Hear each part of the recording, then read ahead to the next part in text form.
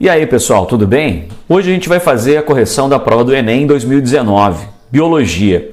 Eu identifiquei 16 questões, se bem que normalmente são 15 para dividir entre Química e Física, mas eu identifiquei 16 questões que a gente vai corrigir que tem grande afinidade com a Biologia. Então vamos lá resolver essas questões a partir de agora, lembrando que a referência para essa correção é a prova cinza, como vocês estão observando aí. Então, a gente vai começar pela primeira questão, uma questão de fisiologia, que vocês estão observando aí. Essa questão é uma questão que fala sobre sistema excretor, sobre um rim biônico que foi desenvolvido e quer saber na questão qual é a função, o que ele faria. Então a gente vai fazer uma leitura dessa questão agora e você vai interpretar comigo, eu vou te ajudar a fazer isso.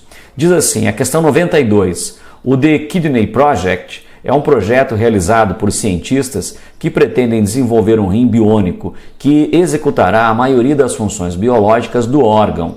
O rim biônico possuirá duas partes que incorporam recentes avanços de nanotecnologia, que são a filtração de membrana e a biologia celular. Esse projeto significará uma grande melhoria na qualidade de vida para aquelas pessoas que dependem da hemodiálise para a sobrevivência. Então, pessoas que se submetem todos os dias, horas do seu dia, muitas vezes todos os dias mesmo, fazendo uma hemodiálise, a partir desse projeto existe a possibilidade de readequar um rim biônico que vai fazer a função de filtração da membrana e também a função de biologia celular. E a pergunta, olha só a pergunta nessa questão. O dispositivo criará, ou melhor, criado, promoverá diretamente. É exatamente isso que a questão quer saber. O que esse dispositivo irá promover nas pessoas que fazem hemodiálise todos os dias. Então, você vem aqui e já destaca essa informação, importante informação, ok? Promoverá diretamente a. Bom, qual é a função do rim? Filtração, rim normal. Filtração e reabsorção glomerular. Ele tem a responsabilidade, então, de filtrar e de fazer com que nós consigamos eliminar as excretas nitrogenadas e todas as excretas que o nosso corpo está rejeitando. Pessoas que fazem hemodiálise significa, obviamente, que esse rim não está funcionando de forma adequada. Então, o dispositivo vai propiciar o quê? A remoção da ureia, letra A. O que é a ureia? É uma excreta nitrogenada dos mamíferos, é a nossa excreta nitrogenada, é aquilo que nós eliminamos na urina. Então, será que esse projeto vai possibilitar as pessoas de remover a ureia, que é um produto tóxico que nós devemos eliminar do nosso corpo? Sim, não somente a ureia, como tudo aquilo que a gente produzir de toxina, o rim biônico vai fazer o papel do rim natural. Então, essa alternativa, ela já é a alternativa correta da questão. Mas vamos imaginar que você ficou em dúvida nas outras alternativas. Vamos ver. Letra B, excreção de lipídios. Aí eu te pergunto, nós excretamos lipídios na urina? É comum fazer isso? É comum excretar proteína, por exemplo, um outro composto químico orgânico? Não. Por quê? Porque essas substâncias que a gente ingeriu, elas passaram pelo tubo digestório. E lá no tubo digestório, elas foram transformadas em monômeros, em partes menores. Então o lipídio, por exemplo, transformou-se em ácido graxo, em glicerol. A gente não iria encontrar o lipídio na urina, de forma alguma. Então, alternativa errada. Letra C, síntese de vasopressina. Quem que vai produzir a vasopressina? A vasopressina é um hormônio, é o hormônio também conhecido como ADH, o hormônio antidiurético.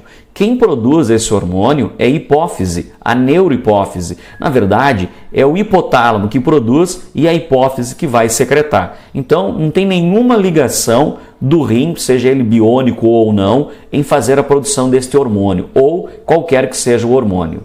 Então, a alternativa errada. Letra C, transformação da amônia. Bem, vai pegar a amônia, ou amônio, NH3 ou NH4 e vai transformar. Quem transforma a amônia, quem entra nesse ciclo, por exemplo, de produção de amônia, de ureia, é o fígado. Então não teria relação alguma, por exemplo, em transformar amônia. Amônia é derivado de produtos nitrogenados, como proteínas, por exemplo. E a letra E, fabricação de aldosterona. A aldosterona também é o nome de um hormônio, é também chamado mineralocorticoide, e ele é produzido lá nas glândulas suprarrenais, no córtex das glândulas suprarrenais. É em cima do rim, não é no rim. Então, quer dizer, se o rim natural não produz esse hormônio, por que aquele rim iria produzir? E outra coisa, não esqueça do objetivo desse projeto, é permitir que as pessoas que fazem hemodiálise não façam mais a partir de um advento chamado rim biônico. Então, alternativa errada. Resposta correta dessa questão é a letra A de América, beleza? Já vamos para a nossa próxima questão, que é a questão 96. Olha só, uma cozinheira colocou sal a mais no feijão que estava cozinhando. Uma coisa muito comum, né? Para solucionar o problema, ela acrescentou batatas cruas e sem tempero dentro da panela. Quando terminou de cozinhá-lo, as batatas estavam salgadas, porque absorveram parte do caldo, com excesso de sal. Finalmente, ela adicionou água para completar o caldo do feijão. O sal. A pergunta é o sal. Então, você vem aqui e destaca a pergunta. O sal foi absorvido pelas batatas. Beleza, está ali no texto essa informação. O sal é o quê? É um soluto. Se ele é um soluto, jamais ele seria absorvido por osmose, porque a osmose, quem passa na osmose é a água, ela que se direciona para um lado ou para o outro.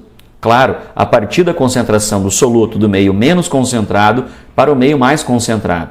Mas quem passou foi o sal, que estava no caldo do feijão e foi para dentro da batata. Então o sal é o soluto, não poderia ser osmose, não foi a água que passou. Então a gente já vai eliminar essa alternativa que fala de osmose. Outra coisa importante, olha só, como que a batata iria fagocitar o sal? Como que a batata iria pinocitar? Esse processo ele é executado por células vivas ou então organismos unicelulares. Fagocitose, por exemplo, é executado pelo macrófago ou então por células do tecido ósseo, como os osteoclastos, por exemplo.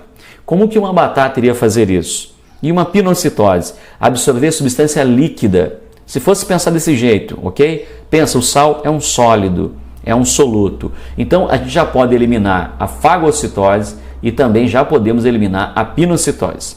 E veja só, exocitose é uma eliminação de um resíduo. A gente até pode usar dois termos, plasmocitose para aquilo que é inútil e exocitose para aquilo que é útil, mas é uma eliminação de uma célula. Também não tem nada a ver com esse procedimento aqui. O sal, mais concentrado no caldo do feijão, o feijão é hipertônico. A batata tem menos sal, ela é hipotônica. O sal passa do ambiente mais concentrado para o ambiente menos concentrado, ou seja, a favor do gradiente das concentrações. Então, difusão, essa é a resposta, porque o transporte ocorreu a favor do gradiente da concentração. Bem tranquilo, né? Muito bem, então já vamos para a nossa próxima questão. Nessa próxima questão é uma questão de botânica. Uma questão tranquila, porque você já revisou botânica, vai lembrar que tem briófitas, pteridófitas, gimnospermas, angiospermas. E que briófitas e pteridófitas são vegetais inferiores porque dependem da água para sua reprodução. Gimnospermas e angiospermas são superiores porque não dependem mais. Elas são chamadas sifonógamas porque elas já têm o tubo polínico, que é o gametófito masculino. Então, olha só a questão. Durante a evolução, as plantas apresentaram grande diversidade de características, as quais permitiram sua sobrevivência em diferentes ambientes. Na imagem, 5 dessas características estão indicadas por números, que você consegue ver aqui os números, ó. Lá na alga verde, número 1, o número 1 está aqui, ó, embrião protegido por gametófito, aqui aparece o número 2, tecidos condutores verdadeiros que apareceram a partir das pteridófitas. Aqui tem o número 3. O 3 é a formação do tubo polínico. Aqui nas gimnospermas tem o número 4, que é a polinização pelo vento, que é a anemofilia. E nas angiospermas aqui tem o número 5, que é a produção dos frutos. Olha a pergunta. A aquisição evolutiva que permitiu, então, a aquisição evolutiva que permitiu a conquista definitiva, destaque isso aqui, ó, definitiva das plantas em relação ao meio, olha, pelas plantas. Vamos ler de novo, né? Fica mais fácil, né? Aquisição evolutiva que permitiu a conquista definitiva do ambiente terrestre. Destaca aqui, terrestre, pelas plantas, está indicada pelo número. Ou seja, terrestre, a independência da água para a reprodução.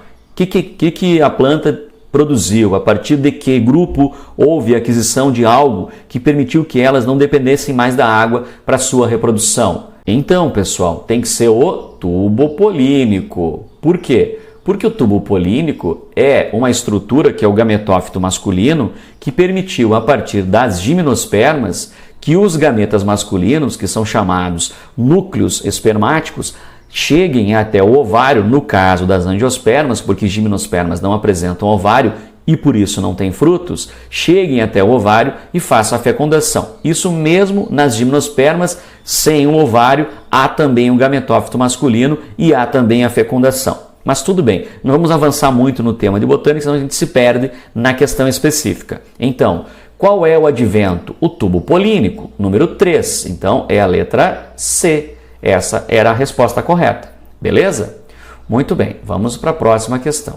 A próxima questão já é uma questão, vamos ajeitar bem aqui, que fala sobre ecologia. Bem interessante, porque tem tudo a ver com sucessão ecológica, que também aconteceu neste ano de 2019, as queimadas que ainda estão acontecendo, e aí você pensa numa medida que vai ajudar a mitigar, a diminuir o impacto causado pela queimada, e a sucessão ecológica deve acontecer de forma mais rápida, que é uma sucessão secundária, né? Então, olha só. No quadro estão apresentadas informações sobre 2 estratégias de sobrevivência que podem ser adotadas por algumas espécies de seres vivos. Então, eu vou ler primeiro aqui a pergunta, depois a gente vai ver as estratégias. Na recuperação de uma área desmatada, pensa bem, se você estivesse fazendo esse papel de recuperar essa área desmatada, o que você precisaria? De espécies que crescem rapidamente ou de espécies que crescem lentamente? Então, você iria introduzir nesse local uma espécie com potencial alto de reprodução, que é chamado potencial biótico. Isso já iria definir, olha só, o habitat mais instável e imprevisível na estratégia 1, mais estável e previsível aqui na estratégia 2. Isso aqui vai definir, ó, o potencial biótico é um tema, um item nessa questão que muitos certamente utilizaram para marcar a estratégia correta. Ó. Potencial elevado, ó, e aqui é potencial baixo. Como é que eu vou usar um potencial de reprodução baixo numa área degradada, onde eu quero reintroduzir as espécies? Olha só, duração de vida curta com reprodução precoce. Melhor ainda, ó, mas dura pouco tempo, professor. Sim, mas elas se reproduzem muito cedo. Isso é muito bom. Aqui ela tinha uma duração longa e com reprodução tardia, demora muito para reproduzir. Isso não é legal. Descendentes, muitos e com tamanho corporal pequeno. Aí você vai ter uma ocupação do ambiente melhor por esses descendentes que são menores. Enquanto imagina descendentes grandes aqui, iriam ocupar muito espaço, muita biomassa. Tamanho populacional variável e aqui é constante. Bem, então a estratégia 1, principalmente motivado pelo potencial biótico, é a resposta correta. Então você vai eliminar estratégia 2, letra B, estratégia 2, letra D, estratégia 2, letra E. E você tem 2 estratégias, que é a 1, no caso, A e C. Qual das duas é a correta? Vamos ver. A. Estratégia 1. Pois essas espécies produzem descendentes pequenos, que é o que está dizendo ali na estratégia 1, o que diminui a competição com outras espécies. Seria o tamanho que vai diminuir ou aumentar a competição, ou seria a ocupação dos nichos ecológicos da profissão? A ocupação. Então isso não é uma resposta coerente. Letra C. Estratégia 1. Pois essas espécies apresentam um elevado potencial biótico, justificando o que está ali na informação, o que facilita a rápida colonização ou recolonização da área degradada. É a letra C de Canadá. Beleza? Vamos lá para a nossa próxima questão. A próxima questão é uma questão que fala de respiração.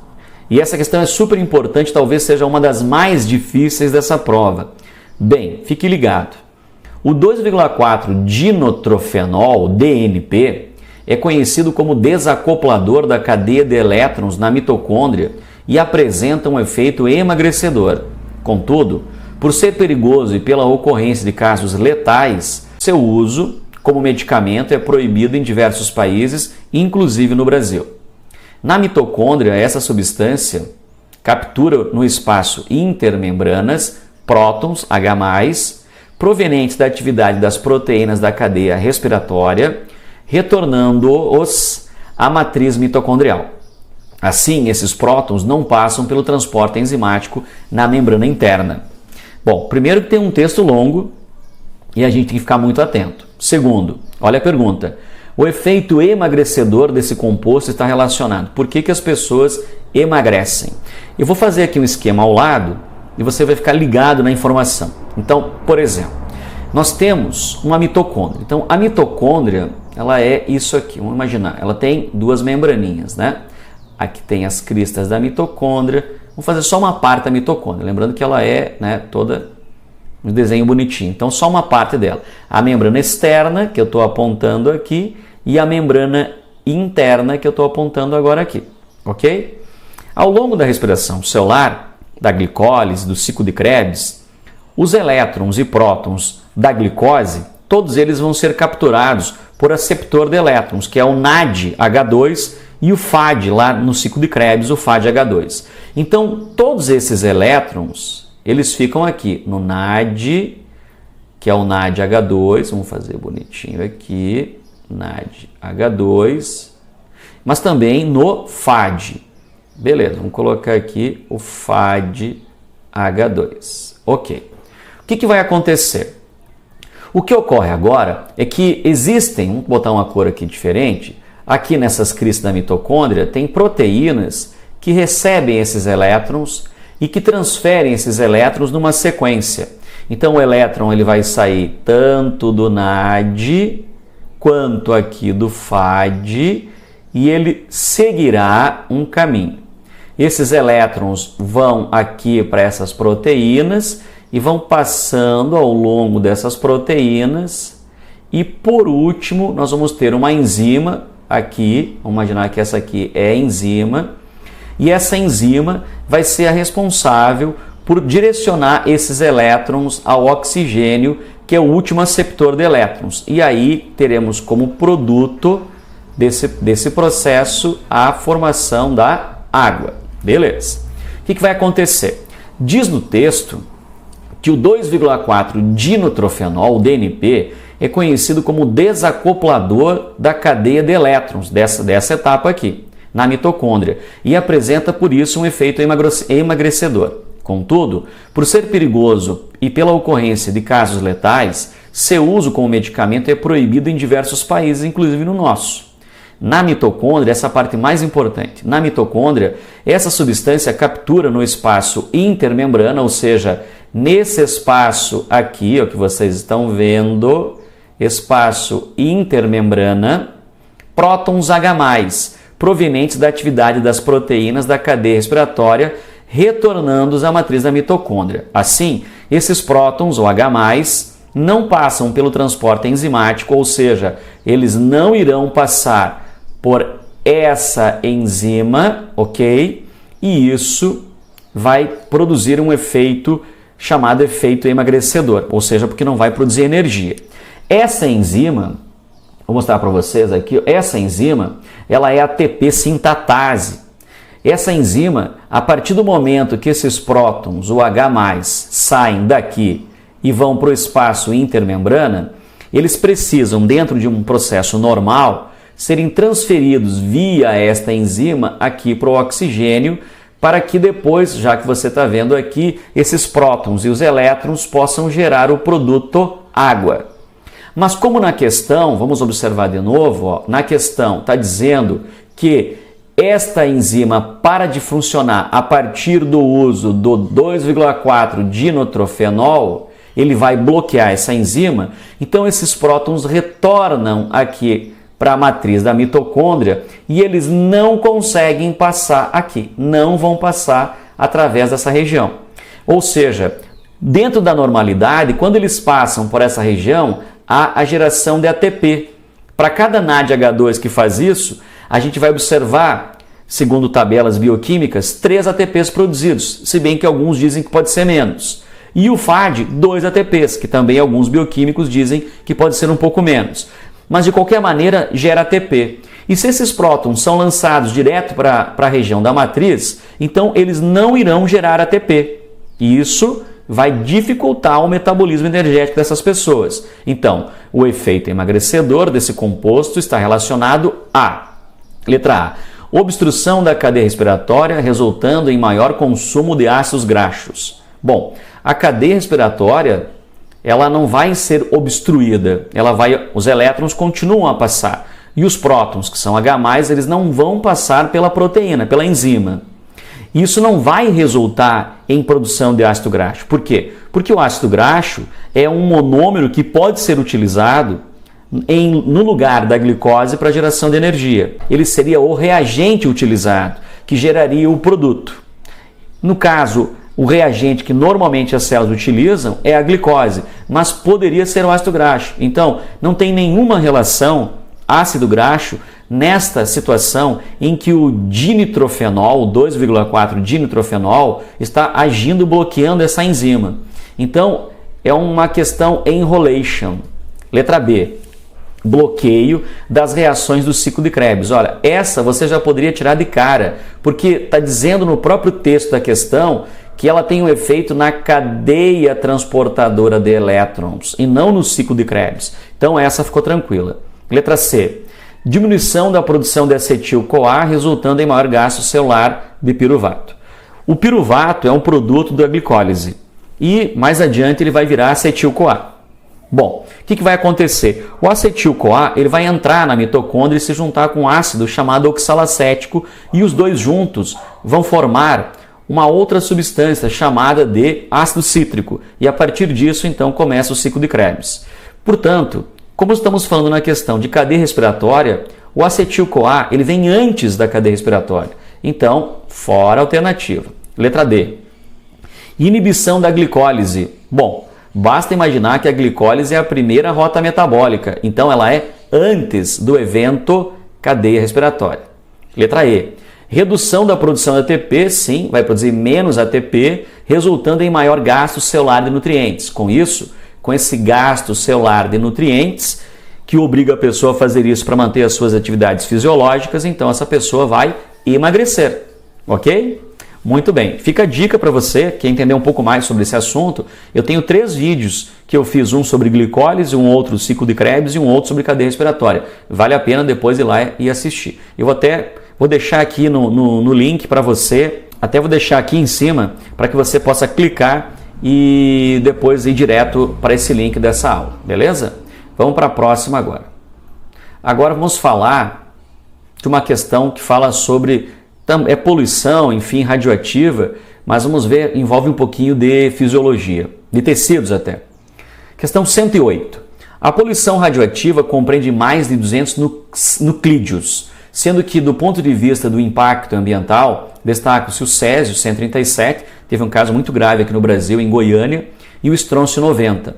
A maior contribuição de radionuclídeos antropogênicos, significa que envolvem os genes humanos, no meio marinho ocorreu durante a década de 1950 e 1960, como resultado dos testes nucleares realizados na atmosfera. Bem, o estrôncio 90 pode se acumular nos organismos vivos e em cadeias alimentares, e em razão de sua semelhança química, pode participar no equilíbrio do carbonato e substituir o cálcio em diversos processos fisiológicos. Bem, o que acontece? Destaque nesse texto, isso aqui, carbonato, além do carbonato do cálcio. Então, quer dizer que o estrôncio, ele pode se acumular nos organismos vivos, inclusive em cadeias alimentares, em razão de sua semelhança química com o carbonato e cálcio. Olha a pergunta. Ao entrar numa cadeia alimentar, do qual o homem faz parte, em qual tecido do organismo humano o estrôncio 90 será acumulado predominantemente? Ou seja, substituir o cálcio. Então, cálcio só poderia ser o tecido ósseo. Predominantemente, ok? Muito bem. Então, letra E. Próxima questão. A próxima questão é essa questão aqui, ó. Vou colocar aqui, que é a questão 111, que também fala de fisiologia. Fique ligado. A eritropoietina, EPO, é um hormônio endógeno secretado pelos rins que influencia a maturação dos eritrócitos, que são glóbulos vermelhos, hemácias.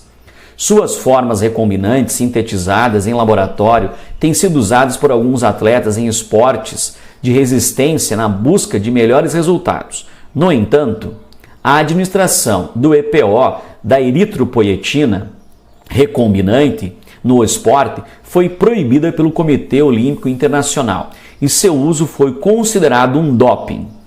Uma influência que esse doping pode exercer na melhoria da capacidade física desses atletas está relacionado ao transporte de. Lembra que a gente está falando de hemácia, e hemácia transporta oxigênio.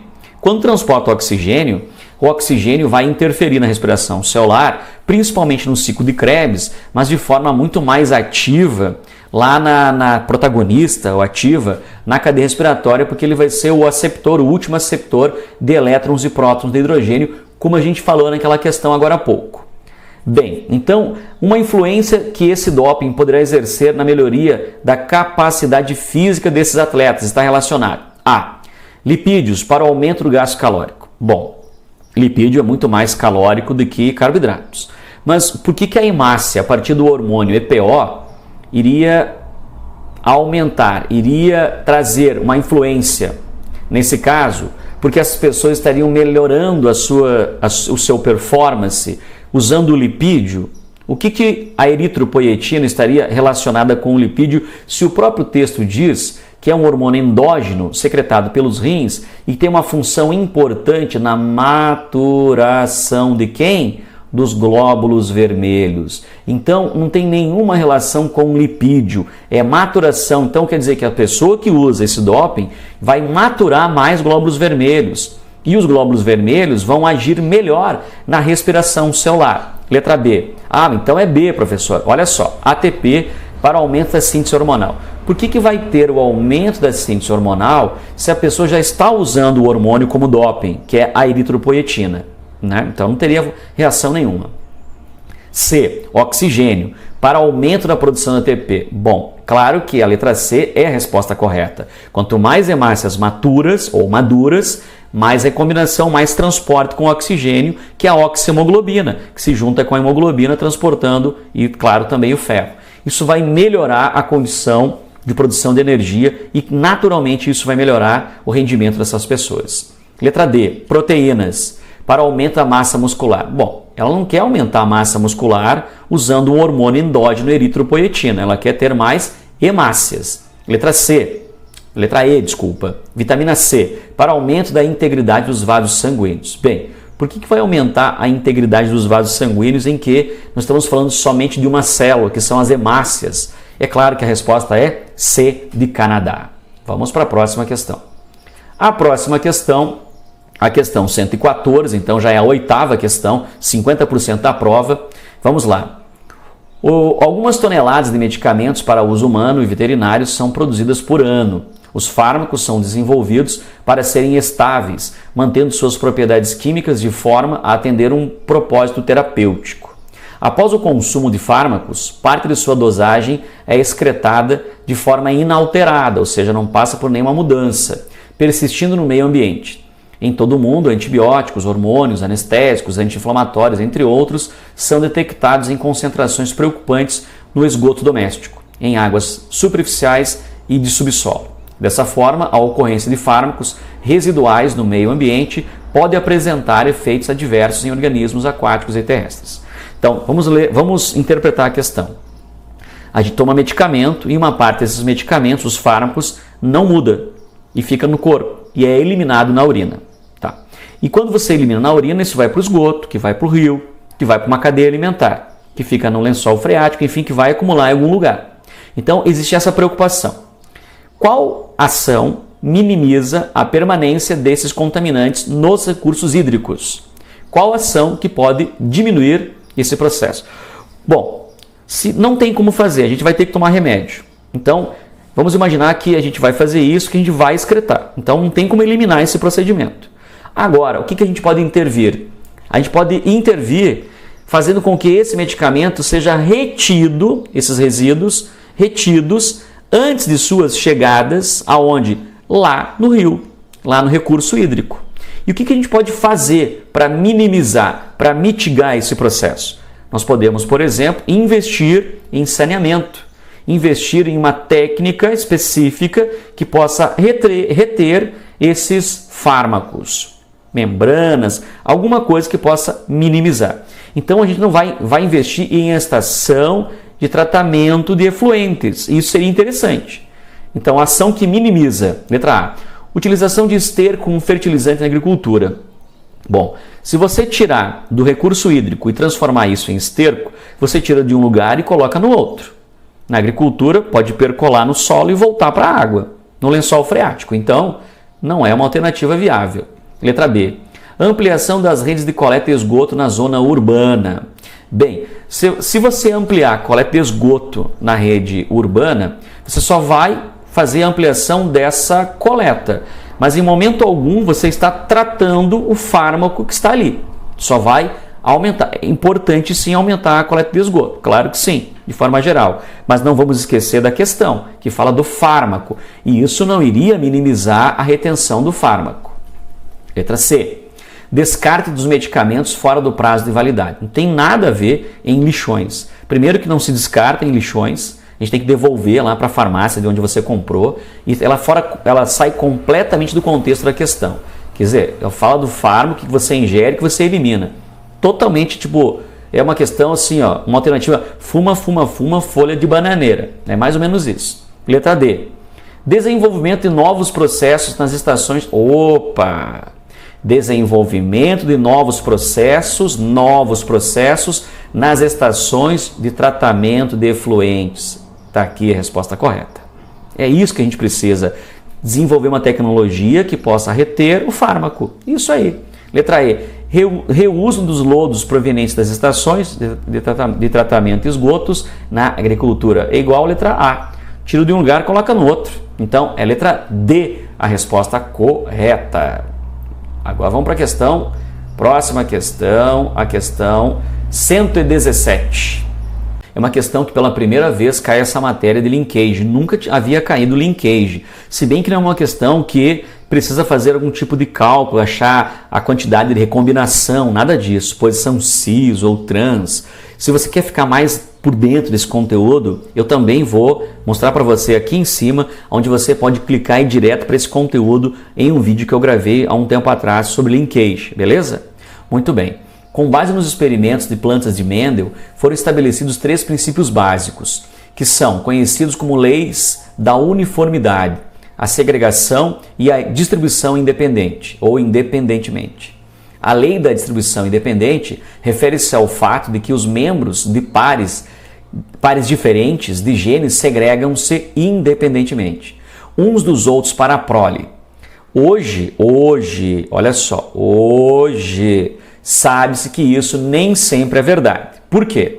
Então, uma situação é isso aqui, ó. Tu tem um cromossomo, um par de cromossomos aqui, e vamos fazer aqui um outro par. Aqui tem um outro par de cromossomos.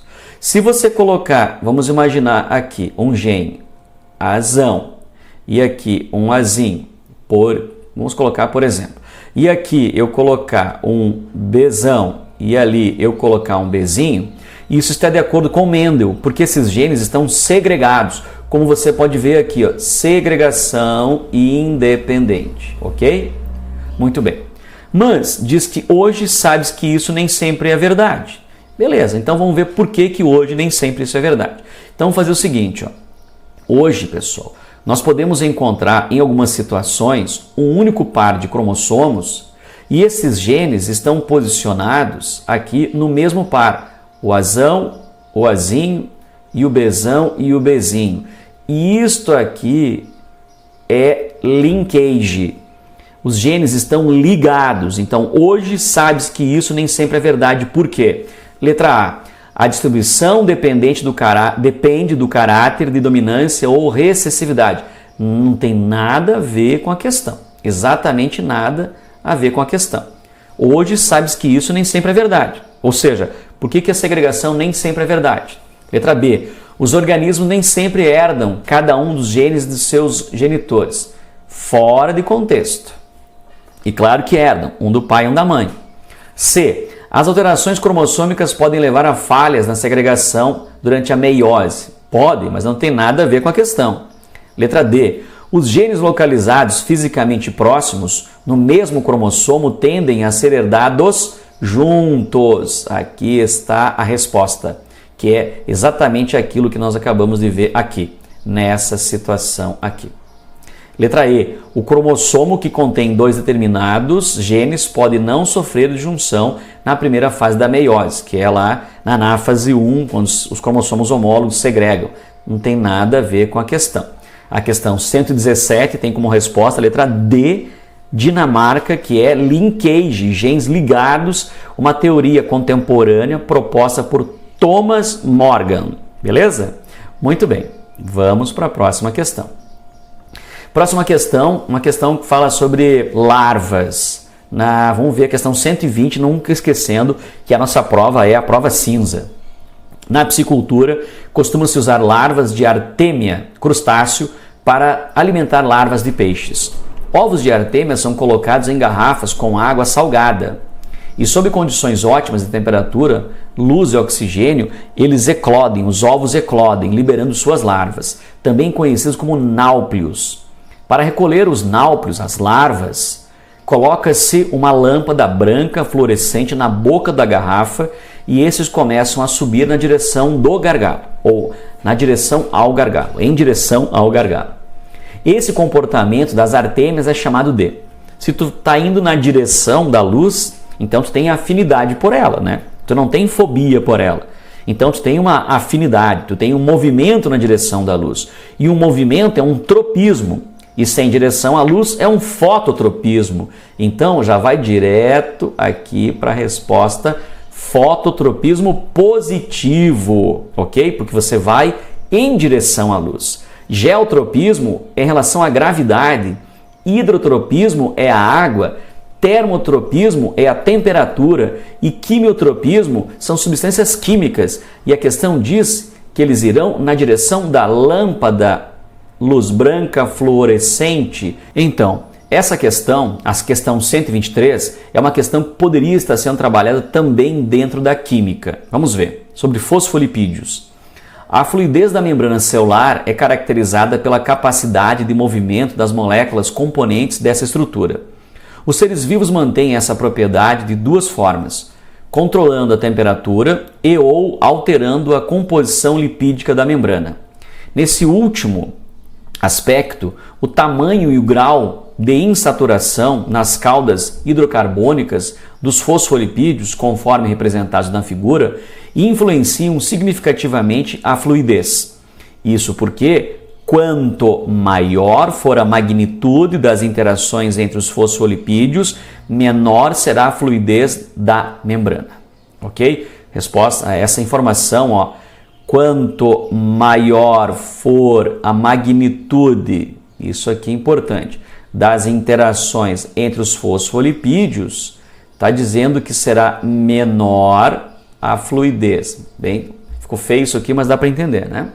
Bom, assim existem basicamente bicamadas lipídicas com diferentes composições de fosfolipídio, como as mostradas de 1 a 5. Aqui estão. Qual das bicamadas lipídicas apresentadas possui maior fluidez? Bom, então, pessoal, se você vê aqui, ó, quanto maior a magnitude das interações. Então, olha só como nessa alternativa aqui, nessa figura, há muita interação aqui entre os fosfolipídios, tá vendo? E essa imagem, a imagem 4, ela é exatamente igual, só que em proporção maior. Os fosfolipídios são um pouco maiores. Então, tem muita interação.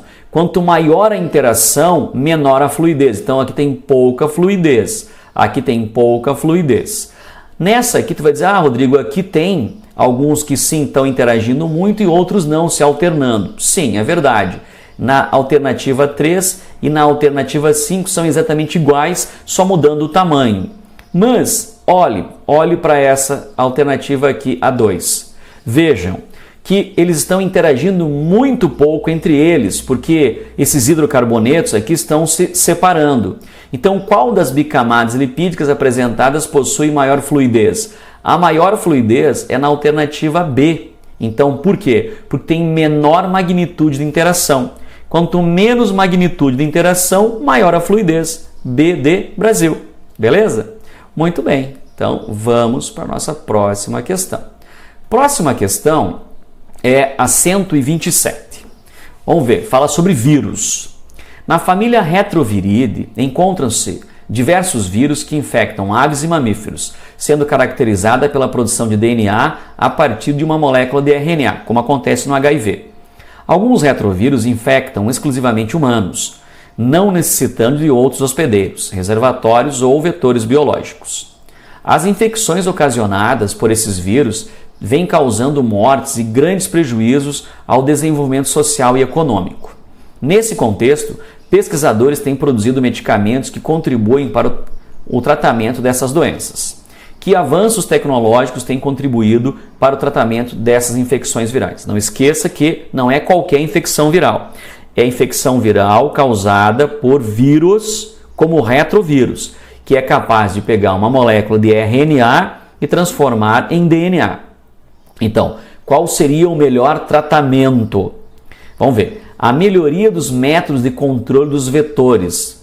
Bom, está dizendo que, na própria alternativa, está dizendo que os vírus chamados da família Retroviridae, eles são vírus, aqui, deixa eu encontrar aqui, ó, alguns retrovírus infectam exclusivamente humanos, não necessitando de outros hospedeiros ou reservatórios. Então, por que isso iria melhorar a melhoria de métodos de controle de vetores desse vírus, se tem poucos vetores, ou então não necessitando de vetores?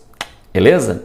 Letra B. Fabricação de soros mutagênicos para combate ao vírus. Bom, o soro, pessoal, ele é sempre um efeito curativo e não preventivo. E o que a gente quer é um efeito preventivo e não ficar doente e melhorar depois. Letra C. Investimento da indústria em equipamentos para proteção individual. De nada adianta você se proteger de forma individual, porque você não está sendo infectado como na febre amarela, dengue, chikungunya, zika ou febre do maiaro por vetor. Então não tem um porquê você usar um protetor, um repelente, já que esse vírus não usa essa estratégia para sua reprodução. Letra D.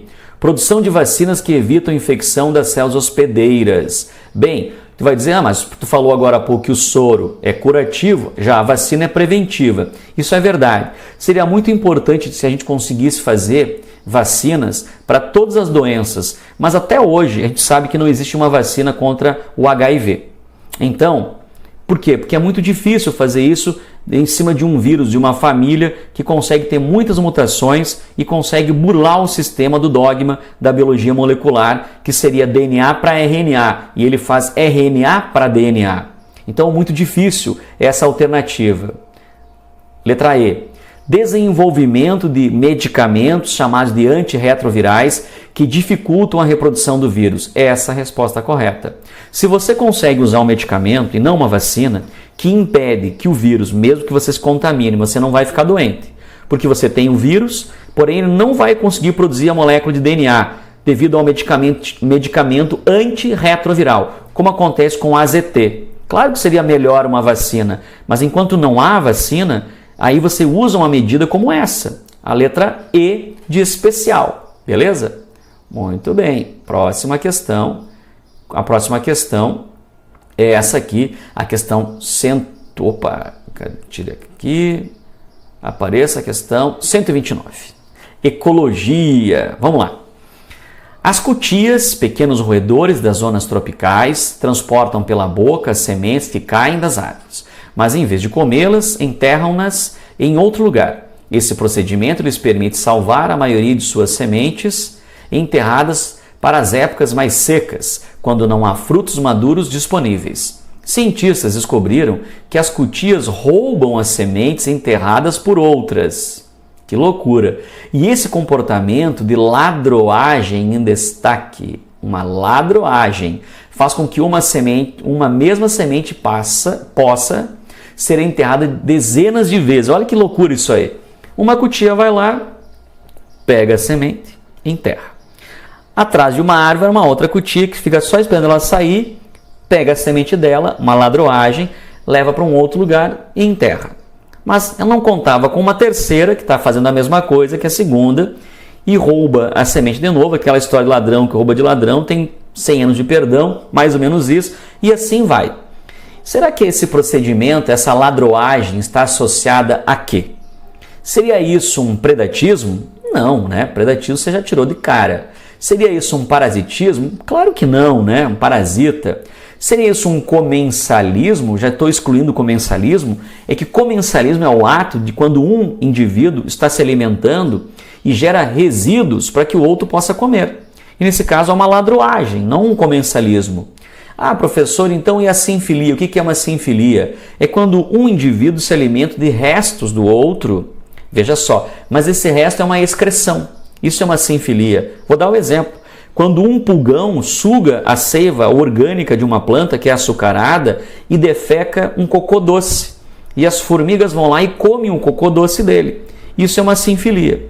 Agora, a competição está na cara que isso é uma tremenda ladroagem e também uma tremenda competição. Então, a resposta correta é ladroagem, ou melhor, competição de Dinamarca. Vamos agora, então vamos para a questão 131. Olha só.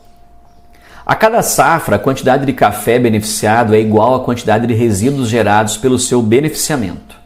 O resíduo pode ser utilizado como fertilizante, pois contém cerca de 6,5% de pectina, que é um polissacarídeo.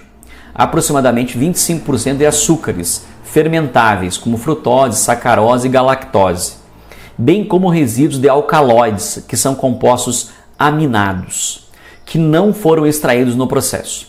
Esse resíduo contribui para a fertilidade do solo. Olha só.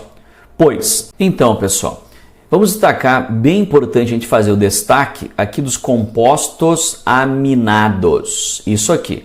O que é um composto aminado? É aquele que contém NH2, ou seja, contém nitrogênio. Aqui eu tenho nitrogênio, polissacarídeo, por exemplo, e proteína tem carbono, tem hidrogênio, tem oxigênio, tem nitrogênio, tem fósforo e tem enxofre, o famoso CHOMPS. Então, tudo isso é produzido nos resíduos do café. E a pergunta é, esse resíduo contribui para a fertilidade do solo? Claro que sim. Por quê? Porque possibilita a reciclagem do carbono. Olha o carbono ali, ó. Será que vai possibilitar a reciclagem do carbono? Vai. Vai também possibilitar a reciclagem do nitrogênio? Claro que vai. Então, aqui já está a resposta nessa questão. A letra A. Letra B. Promove o deslocamento de alumínio, que é tóxico. Mas onde está esse alumínio aqui, né, pessoal? Letra C. Melhora a compactação do solo por causa da presença da pectina. Está dizendo que o polissacarídeo pectina melhora a compactação do solo. Onde que isso está explícito no texto? Em momento algum. Letra D. Eleva o pH do solo em função da degradação dos componentes do resíduo. O resíduo não é degradado, ele é misturado ao solo e aumenta a fertilidade. Letra E. Apresenta efeitos inibidores do crescimento para a maioria das espécies vegetais. Pela cafeína. Em momento algum isso está sendo abordado no texto, né? Está dizendo que tem uma safra grande de café e que uma parte desse café gera resíduo e que esse resíduo ele pode contribuir com a fertilidade do solo. Então, A de América. Beleza. Vamos para a nossa próxima questão. 132. Um alimento orgânico deve apresentar em sua embalagem um selo de uma instituição certificadora, garantindo ao consumidor que, além de ser um alimento isento de agrotóxicos, também é produzido em técnicas planejadas e controladas. Também é produzido com técnicas planejadas e controladas. A técnica de produção desses alimentos causa menor impacto aos recursos naturais, contribuindo para melhorar a qualidade de vida das pessoas. Beleza. Então quer dizer que está produzindo um alimento orgânico com um selo certificador, tudo direitinho, agregando valor e tudo mais. Nesse sistema de produção de alimentos vegetais, o controle de insetos é manejado por meio. Lembrando que é tudo perfeitinho, né? Tem selo verde, você não usa nada de química, nada de agrotóxico, nada disso. Então eu quero saber que nesse sistema aí, a produção de alimentos vegetais, o controle, como é que você faria o controle de insetos? Você colocaria veneno? Claro que não, né? Se você já tem um alimento orgânico, agregando valor, e você me coloca lá um agrotóxico, então, o emprego de compostagem. Ah, mas compostagem, daí é resíduo. Que você vai colocar numa composteira e depois você vai adubar o solo. Bom, pensa bem. Aí esse resíduo pode estar contaminado, né? Eu posso pegar lá um alimento contaminado indiretamente e transformar numa compostagem, num humus e colocar na minha planta, e isso pode trazer um malefício, digamos que pela contaminação hipotética do alimento. Controle da irrigação do solo, controlar a irrigação do solo. Mas aí, se eu controlar, como é que eu vou controlar a irrigação do solo? Eu quero saber, nesse sistema de produção de alimentos, o controle de insetos. Não esqueça, é insetos. Não vamos esquecer da pergunta. Então, por que a irrigação do solo teria a ver com inseto ou a compostagem? Letra D, utilização de predador. Ah, predador natural, é claro. Se eu quero controlar o inseto, eu faço então, vou pesquisar os nichos ecológicos e vou descobrir quem que come aquele inseto que está dificultando a minha prática de agricultura verde. Pronto, isso é um controle biológico importante. Agora, os de sementes inoculados com Rhizobium, bom, o que isso iria melhorar o meu manejo de insetos ou a prática da adubação verde? O que acontece quando a gente lê um texto e a gente foge do tema e não destaca a pergunta, a gente fica muito vulnerável a colocar uma resposta que para você é certa, mas que não tem nada a ver com a pergunta, que é o caso geralmente nas interpretações das questões, principalmente na prova do Enem. Então, na questão 132, a resposta é D de Dinamarca. E vamos agora à próxima questão, que é a questão 130, a nossa última questão, a esquistossomose. Mais uma vez, pela segunda vez, questão de esquistossomose. A esquistossomose de barriga d'água, uma observação, vai ficar aqui também o link de um vídeo que eu fiz sobre esquistossomose. Caracteriza-se pela inflamação do fígado e do baço causada pelo verme Esquistossoma mansoni, o esquistossomo. O contágio ocorre depois que larvas do verme são liberadas na água pelo caramujo do gênero Bionfalaria, seu HI, hospedeiro intermediário, e penetram na pele humana. Ok. Após o diagnóstico, o tratamento tradicional utiliza medicamentos por via oral para matar o parasita dentro do corpo. Uma nova estratégia terapêutica baseia-se na utilização de uma vacina feita a partir de uma proteína extraída do verme que induz o organismo humano a produzir anticorpos para combater e prevenir a doença. Beleza. Uma vantagem da vacina, então aquilo que eu falei agora, que eu quero saber uma vantagem da vacina em relação ao tratamento tradicional da doença Esquistossoma mansoni poderá, letra A, impedir a penetração do parasita na pele. A vacina vai dizer, parasita, não penetra. Cercária, não penetra. Né? Loucura, loucura, loucura. Letra B, eliminar o caramujo para que não haja contágio. Sim, ele vai lá na água, a vacina sai do teu corpo, vai lá na água de caramujo, não entra. Loucura, né?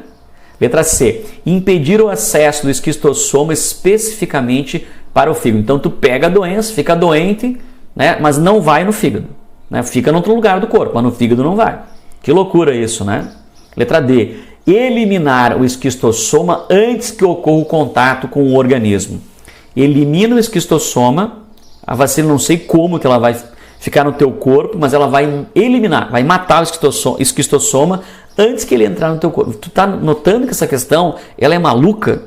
É completamente muito maluca? Letra E, eliminar o esquistossoma dentro do organismo antes da manifestação dos sintomas. Resposta correta. Então, a vacina, ela não vai impedir que a doença entre no teu corpo. Ela vai impedir que você fique doente. Então, entra dentro do teu organismo, mas você não vai manifestar a doença. Então, a resposta é a letra E de expectativa. Valeu, pessoal, por mais essa correção e em 2020 faremos a próxima correção. Tranquilo? Obrigado pela atenção e até mais. Tchau, tchau.